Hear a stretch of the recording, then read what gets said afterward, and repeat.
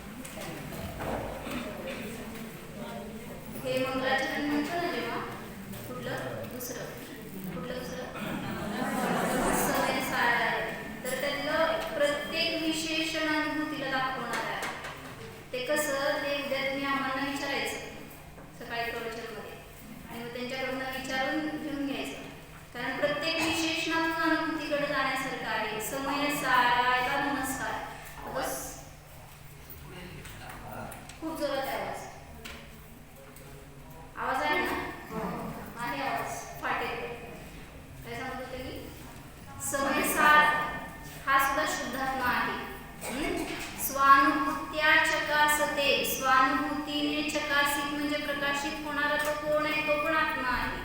तिसरं काय? चित स्वभाव म्हणजे काय हो? तो सुद्धा निशुद्ध आत्मा आहे. चित स्वभावाय भावाय, भाव म्हणजे सुद्धा ज्याचं सत्य अस्तित्व आहे, जो पदार्थ आहे तो मी आहे. मग त्यातून सुद्धा आत्मा दाखवला. चित स्वभावाय भावाय सर्व भावांतरच्छिदे, सर्व अन्य भावांपासून भिन्न असा तो कोण आहे? मी आहे. असं ते म्हणताना तुम्हाला प्रत्येक वेळी अनुभव करा, कारण प्रत्येक क्लासला तुम्ही ते प्रत्येक वेळी म्हणताय. किती वेळा अनुभूती घेतली हो? एका मंगलाचरणात 5-6 वेळा दाखवला आचार्यांनी. आपण किती वेळा घेतली? 6 वेळा. येस म्हणा. चांगली गोष्ट आहे. तेच तर आपला उद्देश आहे. दुसरं काय आहे? माताजींचं सांगणं हेच आहे की चालणारा नाही, ऐकणारा नाही, खाणारा नाही, कुठं कोणाचा आवाजच येईना की ते जाणार. 49 नंबरची गाथा आहे.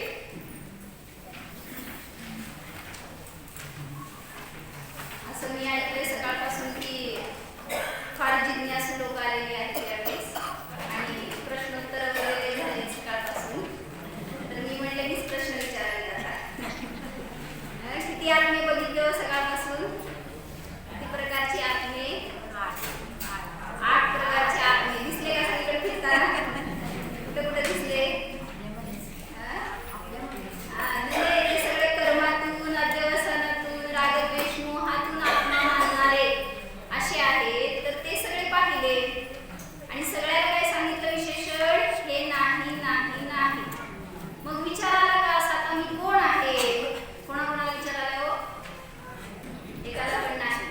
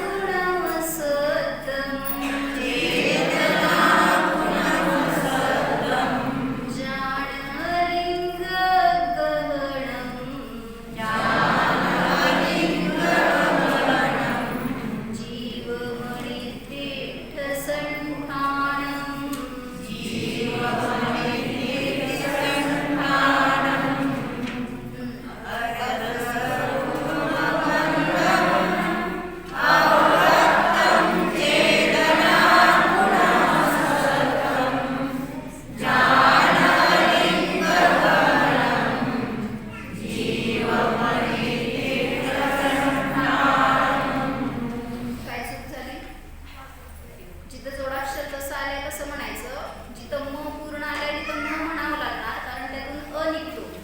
जसं चेदना,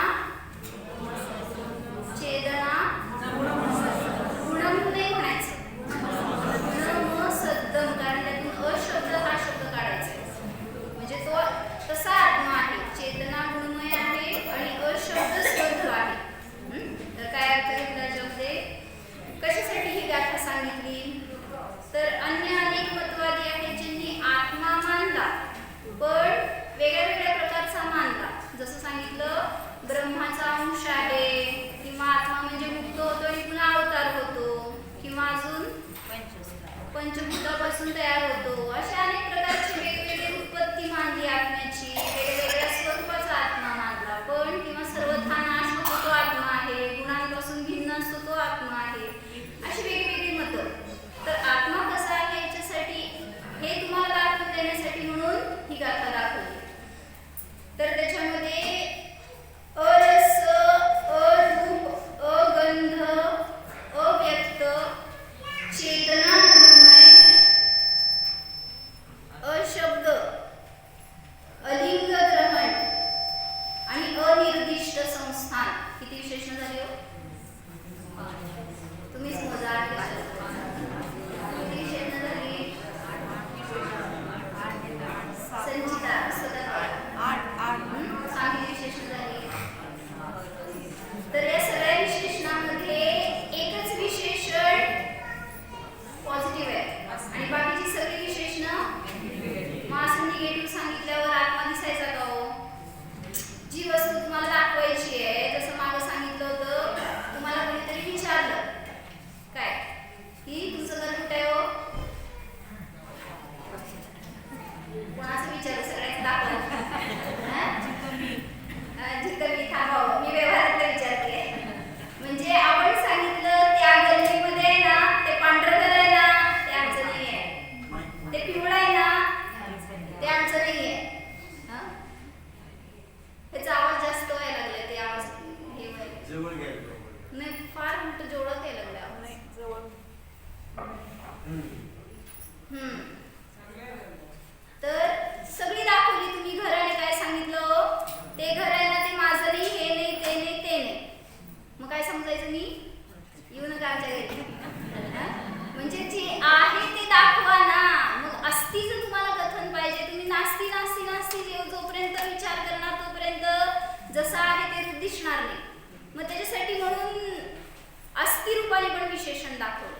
मग नास्ती रूपाने दाखवायची काय गरज होती? हा, तुम्हाला पण अजून म्हणजे बाकीच्यांचं तुम्ही सांगताय का? म्हणजे स्पर्श, रस, गंध, वर्ण ह्याचाच तुम्हाला जास्त स्पर्श आहे, जास्त रस आहे, बरोबर? म्हणजे स्पर्शाने आपण आत्म्याकडे जातोय, रसाने जातोय. म्हणजे ध्यानाला बसल्यावर पण तुम्ही काय विचार करताय हो? कसा दिसतो आत्मा? किंवा काय काय फील होतं? काय काय विचार, तुम्ही काय विचार करता ते सांगा. मी तुमचं पण मी सांगायचं आहे. म्हणजे तुम्ही ध्यानाला बसल्यावर आत्मा कसा दिसतो तुम्हाला? तेजू भाभी, रुजल कुठे? हा, कसा दिसतो आत्मा? असं काहीतरी एकदम पांढरा शुभ्र, असं काहीतरी आरामतरी, चमकला. अजून काय काय लय अनुभव असतात म्हणले. ध्यान शिकले झाल्यावर सगळ्यांना भेटायचं. त्यामुळं अनेक प्रकारचे आत्मे जन्माला आलेले असतात.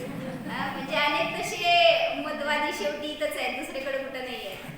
म्हणजे त्या आत्म्याचं खरं लक्षण कळण्यासाठी म्हणून तुम्ही जे जे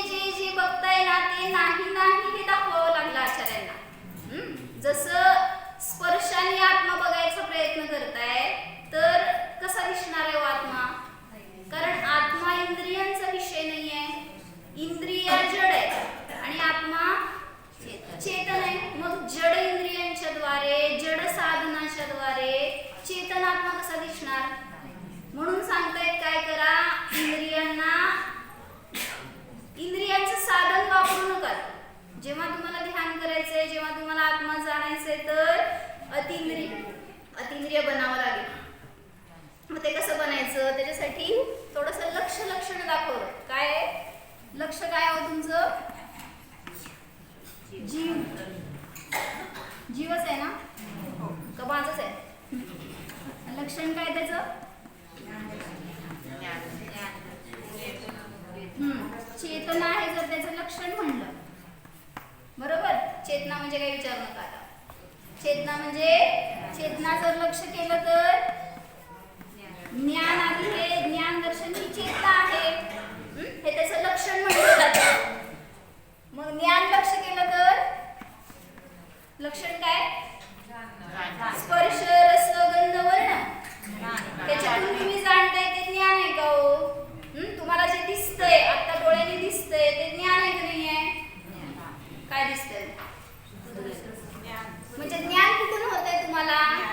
असं वाटतंय की डोळे पाहतायत म्हणजे मला ज्ञान होते. मग सिद्धांना डोळे आहेत का हो?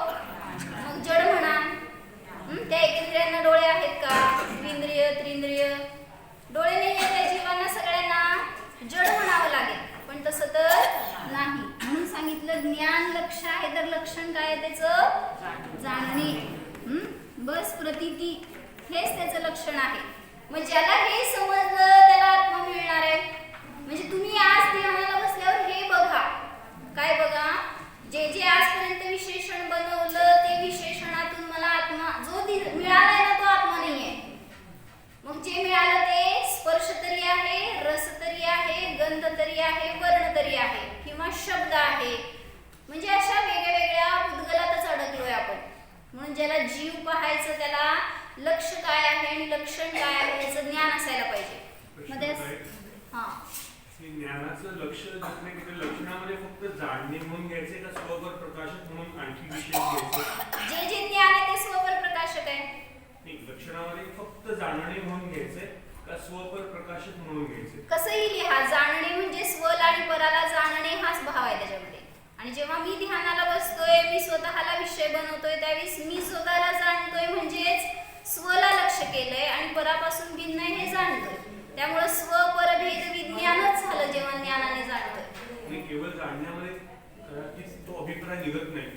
स्वपर प्रकाशक म्हणजे भेद विज्ञानाचा अभिप्राय. आता जेव्हा तुम्ही प्रत्येकाच्या ठिकाणी ज्ञान हे लक्षण आहे, प्रत्येक जीवाच्या ठिकाणी आहे, कोणाच्या मिथ्या दृष्टी असू दे किंवा सम्यक दृष्टी असू दे, प्रत्येकाला ज्ञान आहे. एकेंद्रिय असू दे किंवा चौथी पंचेंद्रिय असू दे, प्रत्येकाजवळ ज्ञान आहे आणि ते ज्ञान कार्य काय करते?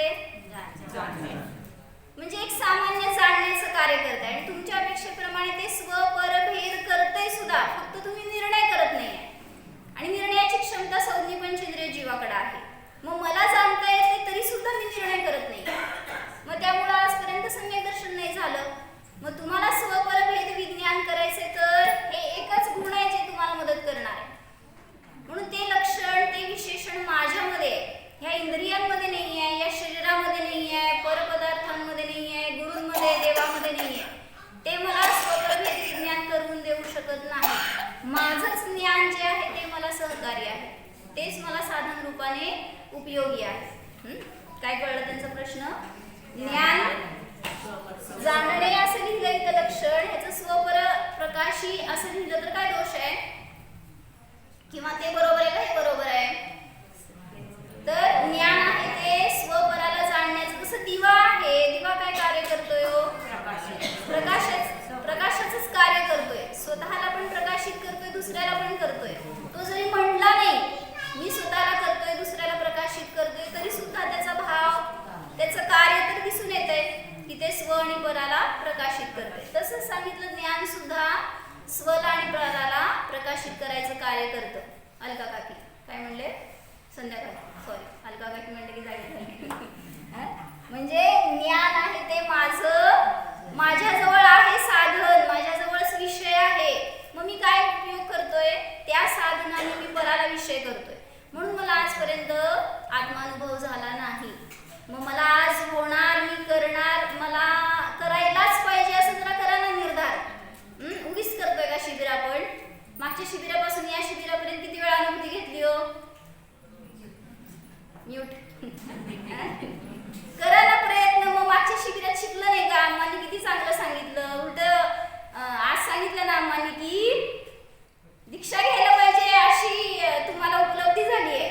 मग सांगा सगळे शिबिराच्या शेवटच्या दिवशी मी म्हणू का तुम्ही म्हणता? आम्हाला दीक्षा घ्यायचीच आहे एवढं तरी म्हणा. संस्कार करायला काय आपल्याला हा बाधा आहे? मला दीक्षा घ्यायचीच आहे, हेच माझं ध्येय असावं. बरं, मला म्हणायचं होतं ज्ञान फक्त स्वप्रकाशीच आहे. ज्ञान स्व आणि परप्रकाशी आहे. दोघांना पण प्रकाशित करणं म्हणजे पर हे भिन्न आहे, ह्याचं प्रकाशन केल्याशिवाय स्वला तर कसं जाणणार? म्हणजे आजपर्यंत तुम्ही काय केलंय? अभेद ज्ञान केलंय. हे शरीर म्हणजे मी आहे किंवा जे काही मी पाहतो ना ते भिन्न आहे हेच नाही अनुभव करत आपण. त्यामुळं सांगितलं सगळ्याशी एकरूप होतोय म्हणून एकत्व ममत्व हे परिणाम चालू आहे. म्हणून तर एकत्व विभक्त आत्मा दाखवावा लागला आचार्यांना. प्रतिज्ञा केली ना कुठल्या गाथेत? गाथा तम एयत्त विभक्तम दायेतम. दाखवतो म्हणले मी तुम्हाला, एकत्व विभक्त आत्मा दाखवतो म्हणले. मग तो एकत्व स्वरूप आणि विभक्त म्हणजे परापासून भिन्न आहे. मग ते जाणल्याशिवाय तुम्ही मी आहे याचा तर निर्णय कसा करणार? मग जेव्हा मी या शरीराला जोडून मी स्वतःला पाहतोय, माझा अनुभव मला कसा होणार किंवा माझा निर्णय मला कसा होणार स्वतंत्रतेने? म्हणून सांगतायत परापासून भिन्न आहे ह्याचं सुद्धा भेदविज्ञान पाहिजे, तरच तुम्हाला स्व काय हा पण विषय मिळणार. तर ह्याच्यासाठी सांगितलं या गाथेमध्ये पुद्गल लक्ष केलं. लक्षण काय हो? माहितीये तुम्हाला? स्पर्श रसादी उद्गलाचे विशेषण लक्षण आहेत. म्हणजे आता समजा इथं काय म्हणायचंय? द्रव्येंद्रिया घ्या, कारण द्रव्येंद्रियांचे हे विषय आहेत, स्पर्श रसगंध वर्ण वगैरे. मग पुद्गल आहे ते द्रव्येंद्रिय आहे, पुद्गल आहे. मग द्रव्येंद्रिया जर लक्ष केलं तर त्याचं लक्षण काय आहे? त्या कशापासून बनल्या हो? आहार वर्गणांपासून बनल्या. आणि आहार वर्गणा जर लक्ष केला तर त्याचं लक्षण काय? जड किंवा अचेतन. आता सांगा कशाच्याद्वारे तुम्ही कशापर्यंत जाण्याचा प्रयत्न करताय? हे अचेतन जड पुद्गल ज्या काही द्रव्येंद्रिया आहेत त्याच्याद्वारे तुम्ही जीवाला पाहण्याचा प्रयत्न करताय. कसं मिळणार जीव? कुठं मिळणार? म्हणून म्हणतात की लक्ष काय आहे आणि लक्षण काय आहे ह्याचं ज्ञान करून देण्यासाठी म्हणून ही गाथा दाखवली. तर याच्यामध्ये त्यांनी 6 बोल घटवले. म्हणजे प्रत्येक एक विशेषणावर कशा रीतीने चिंतन करून दाखवले हे चांगलं घेतलंय. तर अनेकांनी असं मानलं की मी स्पर्श आहे, मी रस आहे. त्या मान्यतेचं खंडन करण्यासाठी म्हणून अशी विशेषणं दिली की मी स्पर्श नाही, मी रस नाही. काय म्हणले? चेतन भैया ना? काय नाव आहे? कोण चेतन आहे मला माहित नाही. म्हणजे मी चेतन आहे हे मला माहिती आहे, बाकीचे सगळे तर काय अचेतन आहेत का चेतन आहेत? डोक्यात पत्र घेऊन बसा सगळे. तर इथे सांगायचं होतं जे काय स्पर्श रसगंध वर्ण आहे ते मी नाही किंवा मी आहे असं कोण म्हणतो? स्पर्श मी आहे, रस मी आहे असं तुम्ही म्हणता का? मग काय असं सांगितलं आचार्यांनी? तुम्ही स्पर्श नाही, रस नाही. पूनम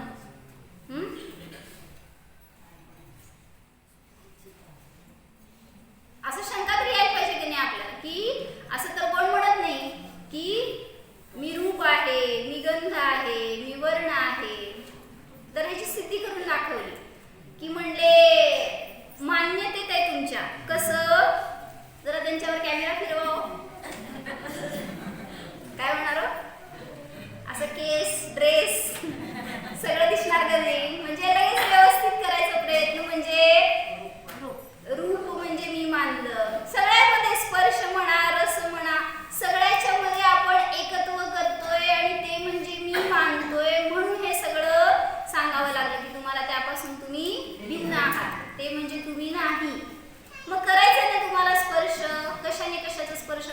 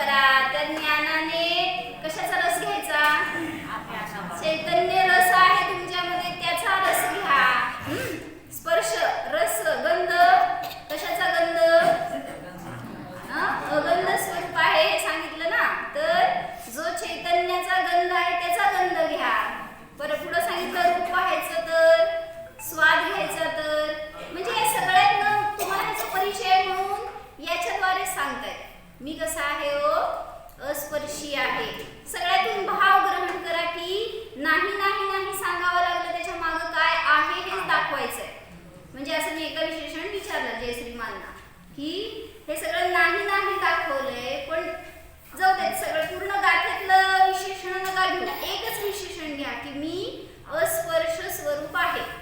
मग हे निगेटिव्ह आहे ना, मी स्पर्श नाही. मग मी त्यांना विचारलं ह्याच्यातून मला पॉझिटिव्ह विशेषण सांगा. नाही म्हणजे तर तुम्हाला दिसणार नाही आत्मा. मग मी अस्पर्श स्वरूप आहे हे निगेटिव्ह मला नको, मला पॉझिटिव्ह सांगा. कसं आहे तुम्ही? बस चेतन आहे. मी अरस आहे विशेषण मला नको. तुम्ही कोण आहे हो?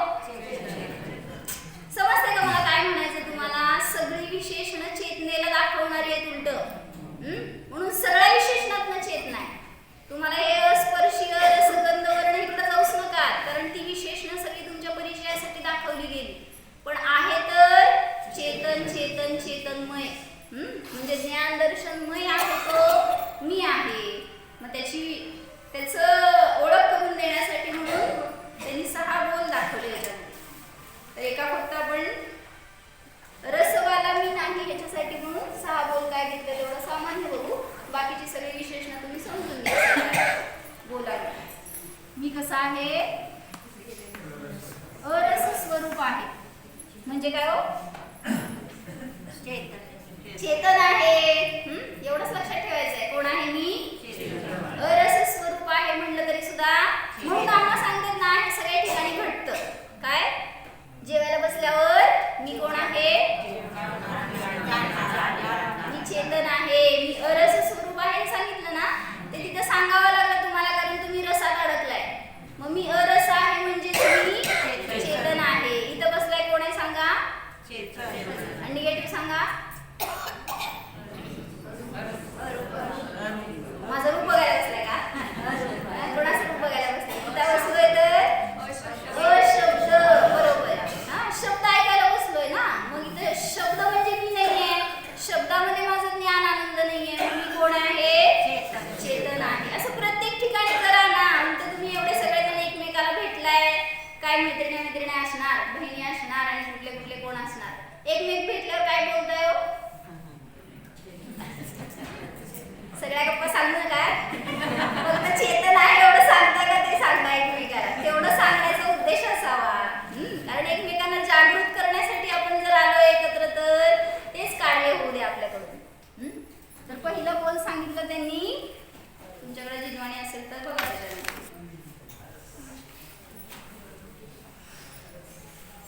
जो जीव है वह टीका है ना, त्याच्यामध्ये घेतलंय, वह निश्चय से पुद्गल द्रव्य से भिन्न है, उसमें रसगुण विद्यमान नहीं है, इस कारण अरस है.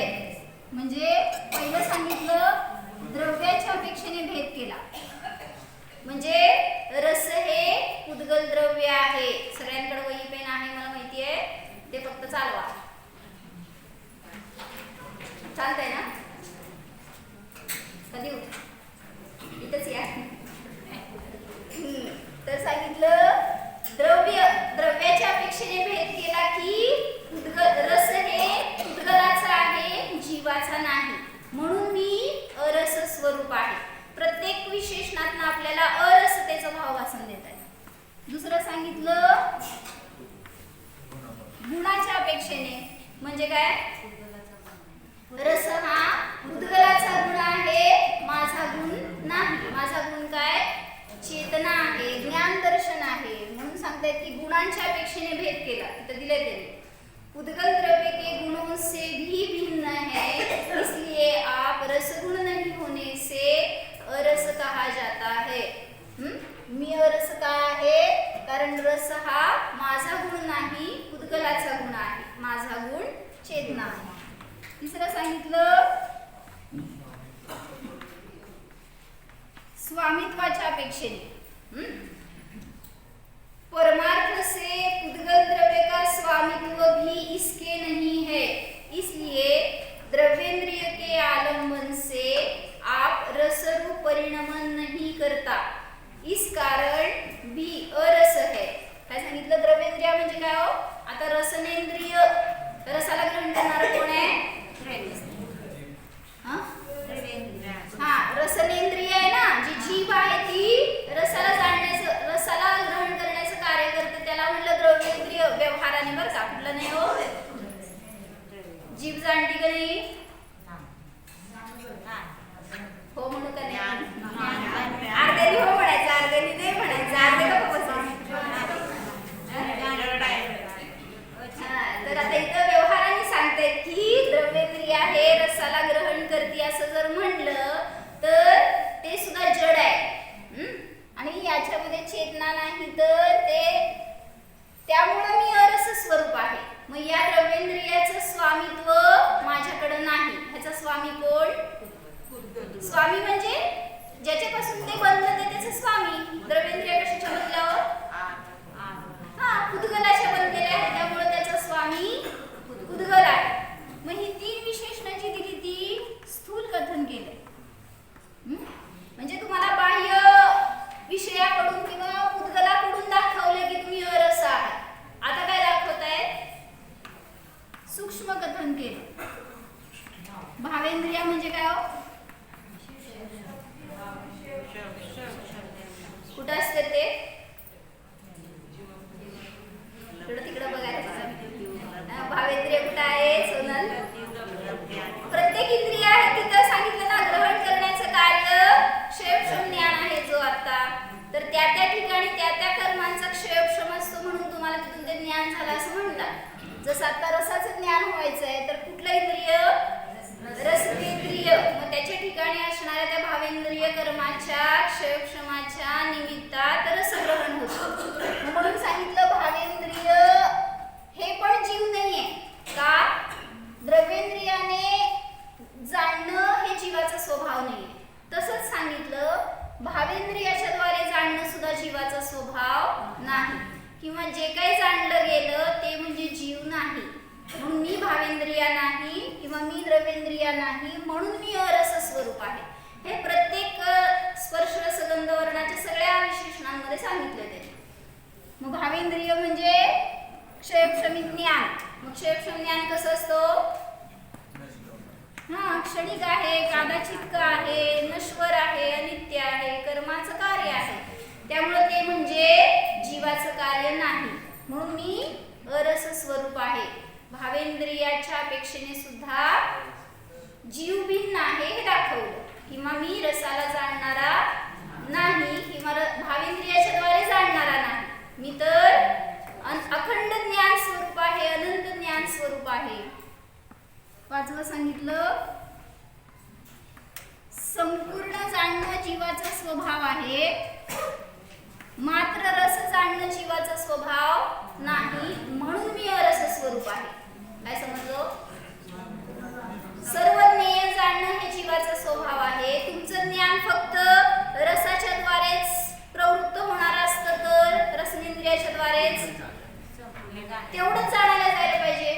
पण तुम्ही सगळं जाणताय म्हणून सांगितलं तेवढंच जाणणं माझा स्वभाव नाहीये, तर संपूर्ण जाणणं हा जीवाचा स्वभाव आहे, म्हणून मी अरस स्वरूप आहे. समजलं का ध्रुव काय म्हणले? हो म्हणलास तर चांगलं आहे तुझ्यासाठी, माझ्यासाठी नाही. 5वं सांगितलं सगळं जाणणं जीवाचा स्वभाव आहे, फक्त रस जाणणं जीवाचा स्वभाव नाही, म्हणून मी म्हणा. आता 5 वेळा मी म्हणले तुम्ही म्हणायचं. 6वं काय झालं? रस हे ज्ञेय आहे आणि जीव कसा आहे हो? म्हणजे काय? जीव जाणणारा आहे. मग तो रसाला जाणतोय त्यावेळेस ते रस ज्ञेय आहे, विषय आहे. मग जेव्हा ज्या पण विषयाला जाणतो त्याच्याशी जर एकमेक झाला तर तुम्ही ते आहे असं म्हणलं जाईल. कळते का मी काय म्हटले? तुम्ही सांगा काय कळलं? जेव्हा तुम्ही तुमच्या घराला जाणताय, तुमच्या मुलाला जाणताय, तुमच्या कपड्यांना, तुमच्या दागिन्यांना, परिग्रहाला जाणताय, त्यावेळेस तुम्ही किती त्याच्याशी एकरूप होता? होऊन बसलोय म्हणून तर घेऊन आलाय. बरोबर, सगळं घर सोडून आलाय का? हो म्हणा की एक तर घर सोडूनच आलाय की घेऊन आलाय. बरोबर, म्हणजे किती त्याच्याशी एकत्व आहे की ते घर माझं, इथून सुटल्यावर कुठं जायचंय? आत्ताच म्हणलं दीक्षा घ्यायची, आता म्हणलं घरी जायचंय. म्हणजे घेऊनच बसलोय बरोबर त्याला ज्ञानामध्ये, जखडून आलोय असं बरोबर. कुठं तर वैराग्य झालं आणि गेलो तर म्हणून. तर सांगतात की नेय न्याय तादात्म्याचा निषेध असतो. म्हणजे काय? नेय न्याय तादात्म्य संबंध नसतो म्हणून मी अरस स्वरूप आहे. काय कळलं? कळलं का काका? नेय कुठलंही नेय असू दे, जसं त्यांनी उदाहरण दिले, तुम्ही अग्नीला जाणता, मग अग्नी नेय झाली. सांगा अग्निमय झाला का तुम्ही? जर ज्या पण विषयाला जाणताना तुम्ही त्या रूप बनाल तर म्हणलं जाईल की तुम्ही ते आहात. काय तादात्म्य कळतं का अर्थ? तद आत्म म्हणजे त्या रूप झालं तर तुम्ही म्हणलं जाईल तसे आहात. पण तसं तर कुठलाही नेय असू दे तो माझ्यापासून भिन्न आहे, मग त्या रूप होत नाही म्हणजे ते मी नाही. मग रसाला जाणताना तुम्ही म्हणा की रस स्वरूप आहे, म्हणजे मी रस होत नाही. अन्यथा महाराजांनी पण छान घेतले, सगळ्या महाराजांचे प्रवचन ऐकला तर जीव नेय कारण परमात्मा घेतला तर काय म्हणा स्वरूप आहे ते, त्यामुळे तिथं काय बाधा येत नाही. नेय न्याय तादात्म्य संबंध आहे तिथं. जिथं नाही त्याला विषय बनवणार तर ते त्या रूप नाही म्हणून रस म्हटलं गेलं. इथं ज्ञान घेतलं तुम्ही, जर नेय ज्ञानालाच विषय बनवला तर, इथं ज्ञानालाच विषय बनवला तर ज्ञानमय आहे. मग रसाला विषय बनवलाय, तो रस तुमच्या रूप होत नाही म्हणून म्हणावं लागलं रस आहे. परत नेय आहे ते सगळे, किंवा विभाव भाव आहेत ते म्हणा, क्षणिक पर्याय आहेत त्या म्हणा, जे जे माझं स्वरूप नाही त्याला नेय बनवणार तर तिथं तादात्म्य संबंधाचा निषेध असतो. म्हणून त्यांनी 6वा बोल घेतला, नेय न्याय तादात्म्याचा निषेध असल्यामुळे मी अरस स्वरूप आहे. ते सगळं वाचून काढा, तुम्हाला समजण्यासारखं आहे. आता काय कोणाला डाऊट असेल तर विचारा.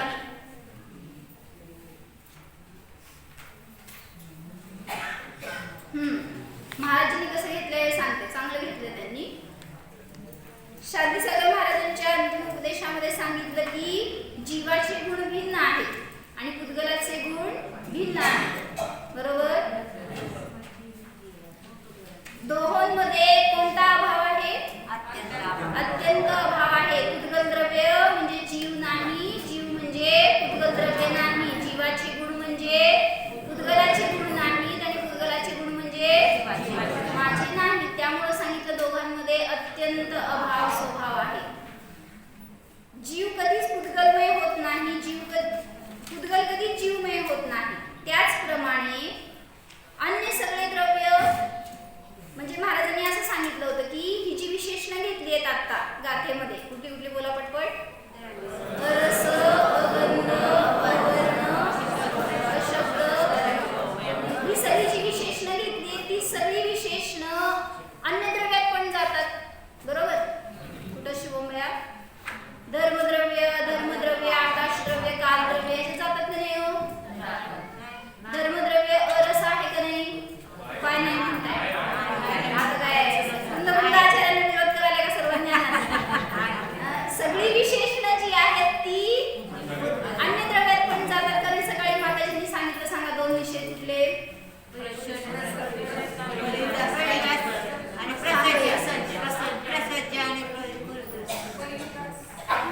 इंग्लिश मध्ये सांगितलं नाही ना? कुठले 2 निषेध सांगितले? प्रसज्ज प्रतिषेध आणि पर्युदास प्रतिषेध. किती तुम्हाला ऐकवायला मला माहित नाही. सिद्धम काय म्हटले मी? 2 सांग प्रतिषेध कुठले? प्रसज्ज प्रतिषेध आणि पर्युदास प्रतिषेध. शब्द सगळी म्हणजे दवीत आहेत म्हणून तुम्हाला सांगा वाटतं. प्रसज्ज म्हणजे काय? सर्वथा निषेध असतो, त्याला म्हणायचं प्रसज्ज प्रतिषेध. आणि पर्युदास प्रतिषेध म्हणजे किंचित निषेध असतो. मग उदाहरण काय दिलं माताजींनी? अजीव अधिकार चालू झालाय तर त्याच्यामध्ये अजीव कोण आहेत? मी सोडून सगळे. असं काय? प्रसज्ज म्हणजे काय? सर्वथा निषेध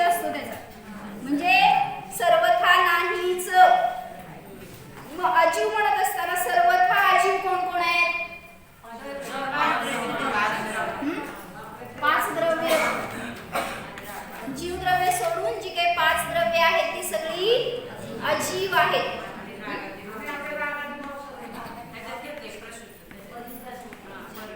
कोण बोललं? त्यांना चांगलं समजलं हे म्हणायचं. हो हा, इकडे बोला. काका बोला, रणदिवे काका. पर्युदास प्रतिषेध म्हणजे काय? किंचित निषेध. आता हे अजीवासाठी सांगितलं माताजींनी की अजीव कोण आहे? प्रसज्ज प्रतिषेध म्हणजे सर्वथा ज्याचे जीव नाहीच ते अजीव म्हणजे धर्म आकाश काल पुद्गल. विसरलं की? तर हे 5 द्रव्य सर्वथा अजीव आहेत.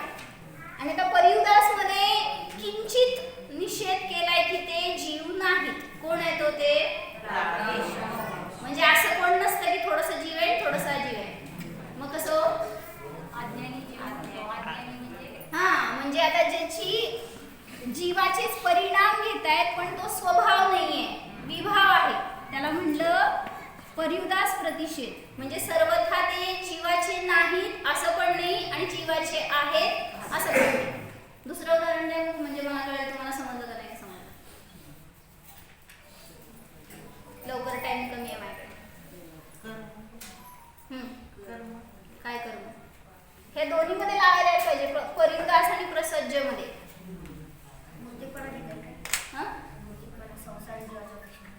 बर. मूर्तिक मध्ये आता अमूर्तिक म्हण. अमूर्तिक आहेत असं म्हटलं तर हा ना, प्रतिषेध लावायचा आहे ना त्यासाठी. हा, अमूर्तिक म्हणत असताना 5 द्रव्य अमूर्तिक आहेत, सर्वथा मूर्तिकतेने रहित आहेत. आणि आता पर्युदास मध्ये कसं लावणार?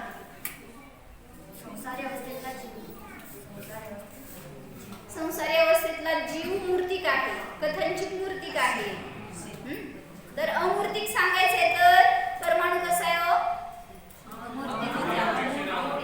म्हणजे कथनचित अमूर्तिक आहे, कथनचित मूर्तिक आहे. तुम्ही इंद्रियांच्या द्वारे ग्रहण करायचा प्रयत्न केला तर ग्रहण होणार नाही त्या अपेक्षेने. म्हणजे समजून घ्या तुम्हाला की जिथं सर्वथा जसं उदाहरण दिलं शास्त्रामध्ये की कोणी वांझ स्त्री आहे, ती म्हणलं तिला पोट नाही, काहीतरी शब्द आहे का? अनुदरा म्हणलं जातं. बरोबर. तर म्हणजे शास्त्र मी वाचले, शब्द त्यांनी सांगितलाय. अनुदरा म्हणजे जिला पोट नाही अशी ती स्त्री. आता सांगा कुठला प्रतिषेध आहे? समजलं का काय म्हणायचंय? सर्वथा पोट नाही असं नाहीये, पण ती पुत्र उत्पत्ती करू शकत नाही या अपेक्षेने तिला अनुदरा म्हणलं, म्हणजे पोट नाही. हे पर्युदास प्रतिषेध.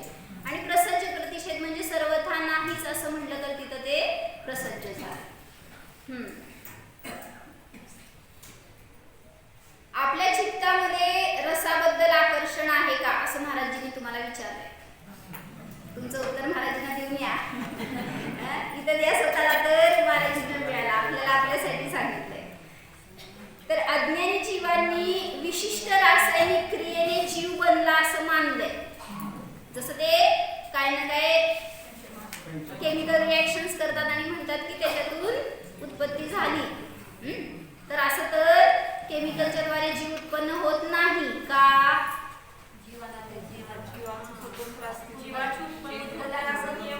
उद्गलापासून उत्पत्ती होत नसल्यामुळे असं ठोस हेतू असावा की त्याला दुसरं काय बाधाच द्यायला यायला नको. काय म्हणले मी?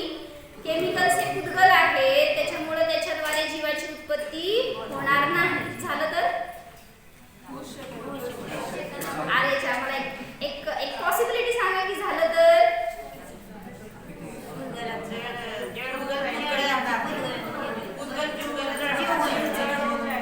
सगळे जागे तेवढं कळलं मला. चिंतन करा. जर असं झालं तर जागा पुरायची नाही तुम्हाला सगळ्यांना. भिन्न द्रव्य आहे, भिन्न गुण आहे, भिन्न पर्याय आहे, म्हणून उद्गल म्हणजे मी नाही, मी अरस स्वरूप आहे. गोड तिखट कोणताही पदार्थ खाल्ला तरी पण मी रस नाही.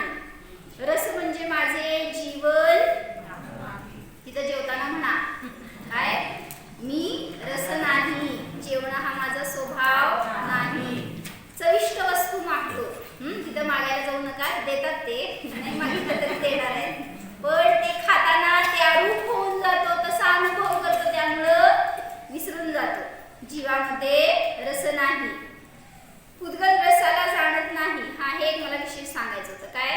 प्रत्येक इंद्रिय आहेत, त्या प्रत्येक इंद्रियांचं विषय जो आहे तो विषय त्या इंद्रियाला किती ग्रहण होतो.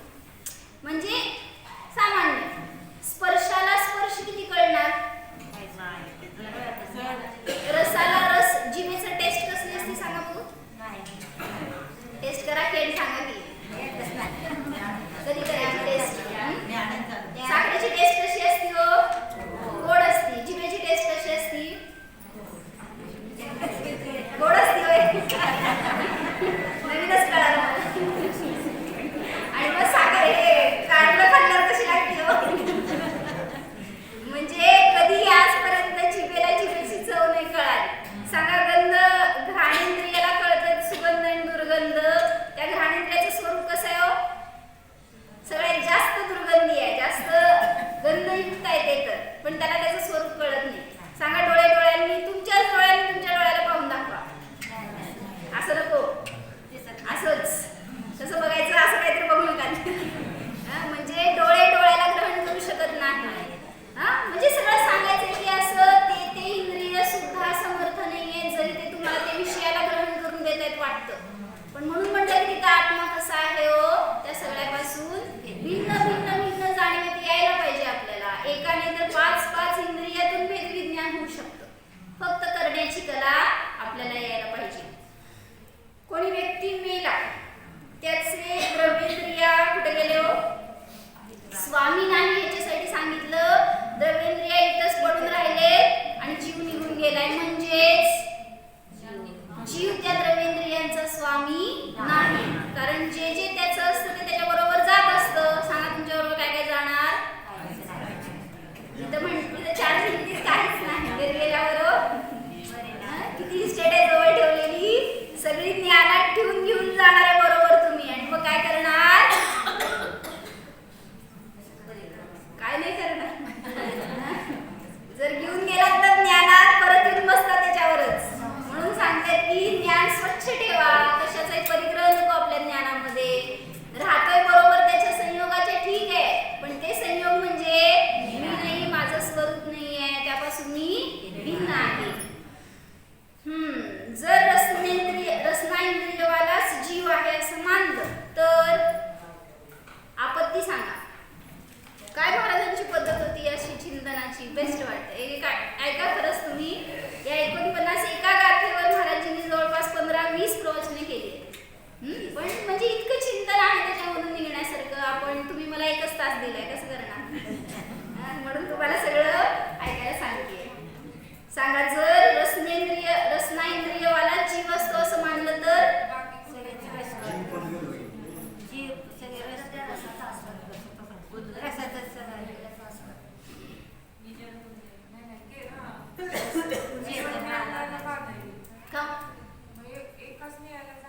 नाही, जर असं वेगळ्या व्ह्यूने विचार करा. जर रसनाइंद्रियवाला असतो तोच जीव मानलं तर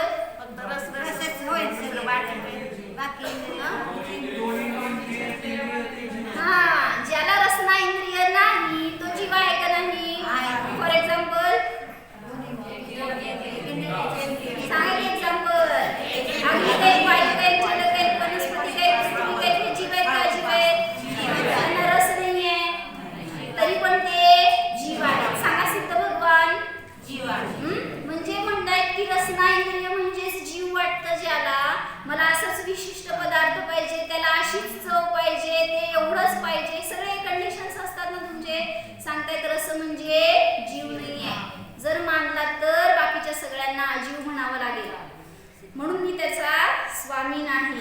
वनस्पती वगैरेंना जीव नसते, म्हणून जीव आहे, जीव नाही असं सांगितलं महाराज. काय हो? म्हणून मी जीव म्हणा की मला जीव आहे, जीव नाही तेवढंच ऐकायला. मी जीव आहे, जीव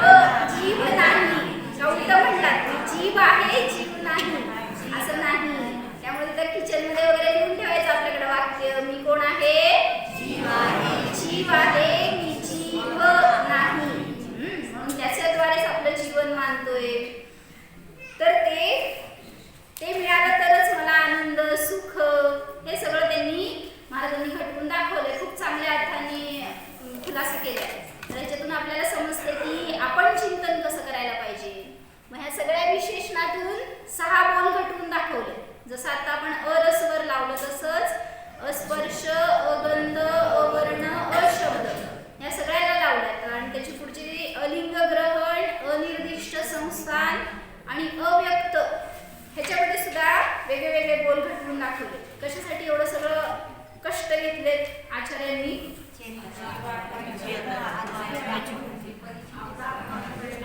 फक्त आत्माच दाखवायचा होता. इतकं क्लिष्ट का केलंय? आम्ही उलटा आत्म्यापासून दूर गेलो म्हणले.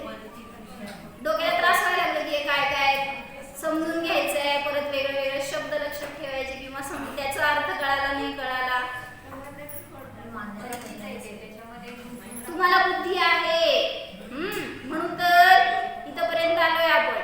मग बुद्धी असेल तर ती बुद्धी तुम्ही कुठं लावताय हो? म्हणजे संसारात तुम्हाला कष्ट करताना तिथे चॅलेंजेस आलेले चालतात. मग इथं आल्यावर आपल्याला सगळं सरळ पाहिजे. मग लावा ना बुद्धी.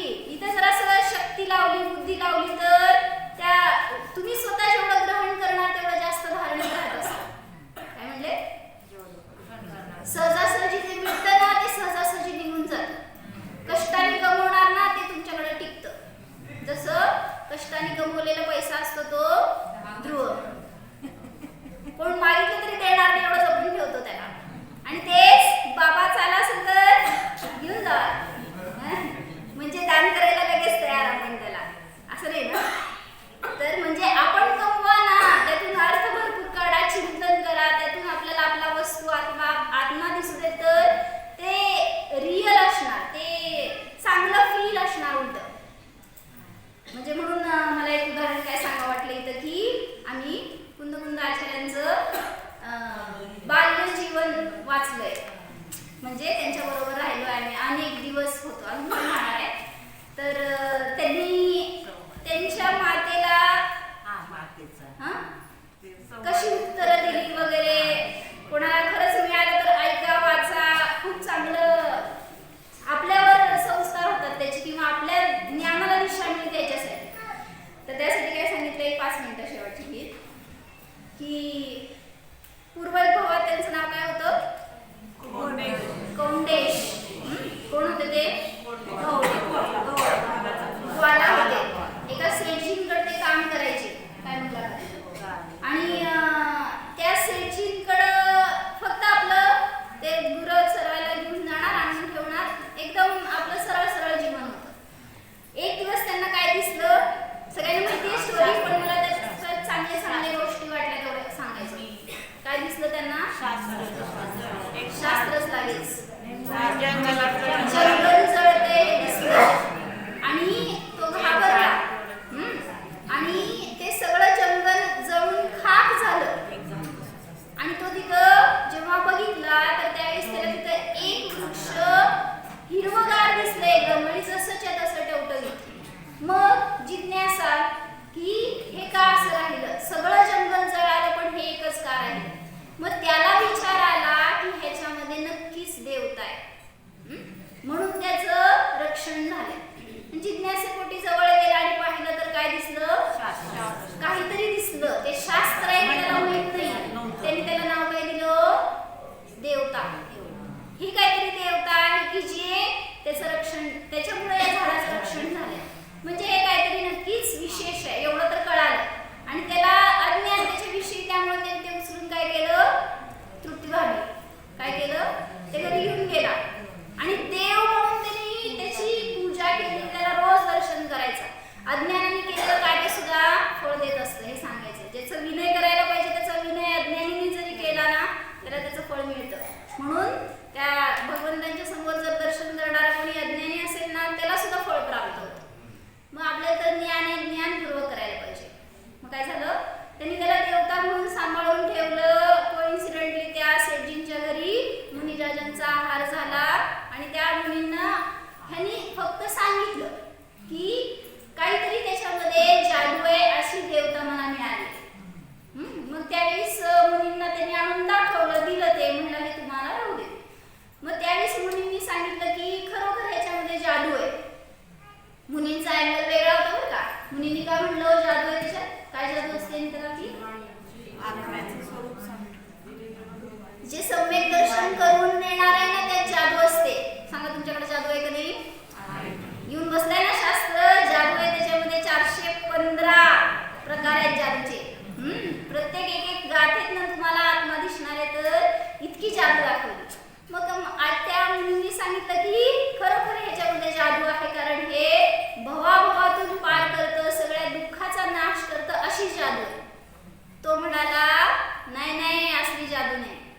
मग तो काय म्हणला की जंगलाला आग लागली होती आणि हे चित्र होतं ते एकच झाड जळालं नाही म्हणून ह्याच्यात जादू आहे मी सांगतोय. आणि मग ते आचार्यांनी मुनींनी त्याला त्याचं महत्त्व सांगितलं, नमोकार मंत्र दिला आणि त्यांनी श्रद्धापूर्वक ते ग्रहण केलं. त्याचं चिंतन करत असताना काय झालं, तो पुन्हा ते गुरं घेऊन गेल्यावर एक दिवस ते काय पाण्यात पडली गुरं का काय वाहून चालली होती आणि त्यावेळेस त्यांनी त्या पाण्यात उडी मारली तर त्याच्या पोटात काहीतरी घुसलं आणि त्यावेळेस त्याचे प्राण जायला लागले. तर त्याला आठवलं ते गुरु, म्हणजे आपल्याला मरताना काय आठवेल आणि त्याला काय आठवलं, त्याला आठवलं ते गुरु महान आहेत, ते शास्त्र ती देवता महान आहे, त्यांनी दिलेला मंत्र महान आहे. कुठला मंत्र, इतका मस्त म्हणला त्याने आणि त्या चिंतनामध्ये त्याचा जीव गेला. कुठं जाऊन जन्मला, सेठजींच्याच घरी त्यांचा पुत्र होऊन जन्मला. आणि मग काय झालं, ते जे माता पिता होते त्या माता पिताला त्या मातेने जन्मापासून त्याच्यावर गर्भापासून संस्कार केले, वैराग्याचे, ज्ञानाचे, ध्यानाचे सगळे संस्कार केले. ते सगळे संस्कार खरं तुम्ही ऐका, एवढे छान म्हणणार तर वाचाच. तर त्याच्यामध्ये एक दिवस काय झालं, 4 वर्षाचे होते फक्त म्हणले. कोण, कुंद कुंद बालक काका शेजारी शुभम भैया काय म्हणले, 4 वर्षाचे फक्त ते. आणि त्यावेळेस त्यांनी ती माता त्यांना शिकवायला बसायची. एक दिवस ते बालक म्हणाले की मी आता तुझ्याकडनं शिकणार नाही. का हो? ते बालक तर नाही एवढंसं, ते म्हणालं मातेला तू मला रोज तेच तेच शिकवतेस. म्हणली मला अजून नवीन नवीन पाहिजे. मग माता म्हणाली मला जे येते तेच मी शिकवले, माझ्याकडे आता नवीन काही नाहीये. म्हणून बालक म्हणला मी तुझ्याकडे नाही शिकणार आता. कुठे गेली समया. तर त्या मातेला चॅलेंज दिल्यासारखं झालं 4 वर्षाच्या बालकाने. तर ती माता सांगितलं रात्रभर स्वाध्याय करायची.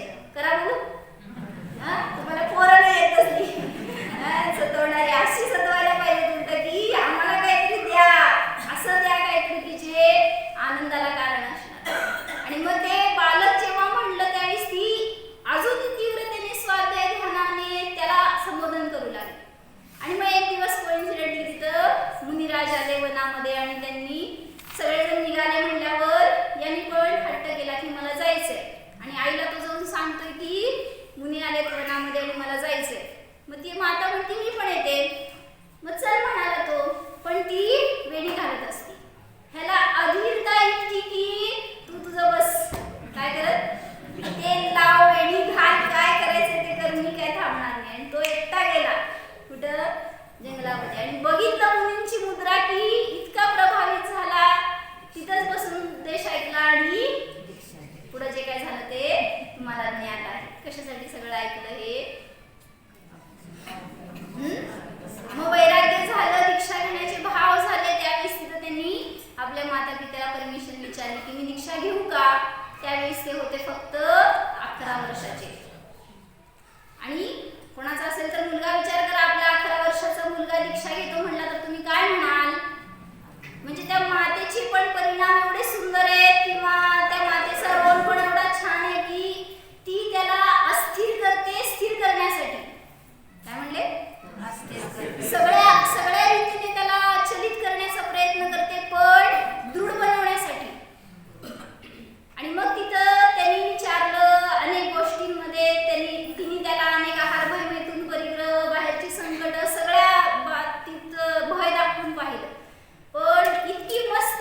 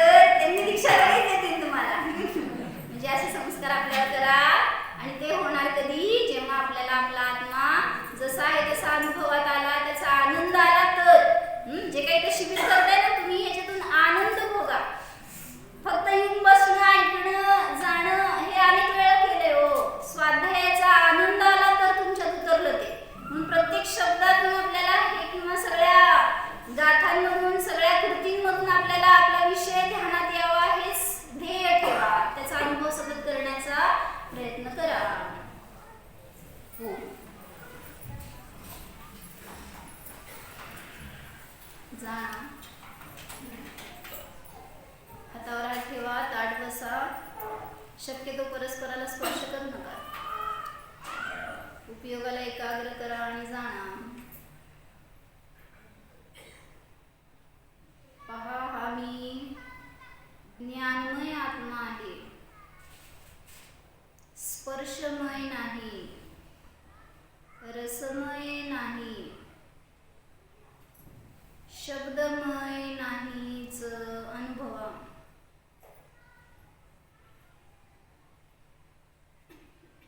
मी म्हणजे इंद्रिया नाही, इंद्रियांचा विषय नाही. मी तर अतींद्रिय ध्रुव पदार्थ आहे. नित्य जाननहार स्वरूप आहे.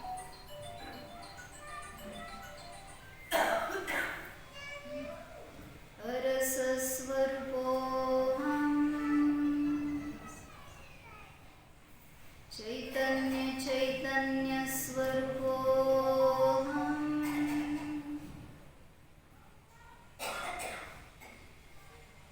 जीवोऽहम्. सतत अनुभवण्याचाच प्रयत्न करा. मी शरीरापासून